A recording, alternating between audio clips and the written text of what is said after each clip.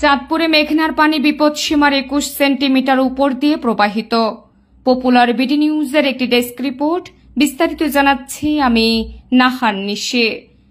টানা বৃষ্টিপাত ও বঙ্গোপসাগরে সৃষ্ট নিম্নচাপের প্রভাবে চাঁদপুরের মেঘনায় পানি বৃদ্ধি পেয়েছে।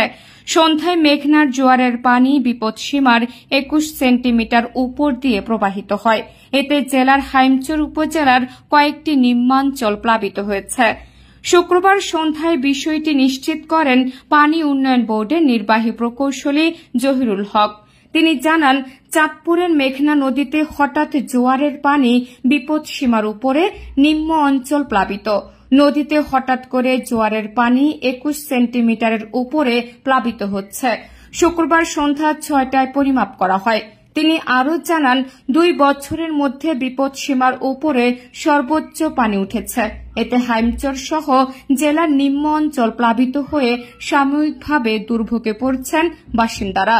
তবে ভাটার সময় ধীরে ধীরে কমবে বলেও জানান তিনি। এদিকে সন্ধ্যায় হঠাৎ পানি বাড়লে হাইমচর উপজেলার চরভাঙ্গা, কৃষ্ণপুর, লামচরি, উত্তর চরভৈরবী, পাড়াবগুলা, জালিয়ারচর গ্রামের বাড়ির উঠান ও রাস্তা পানিতে তলিয়ে যায়। এছাড়াও বিভিন্ন এলাকার কৃষি জমি তলিয়েছে।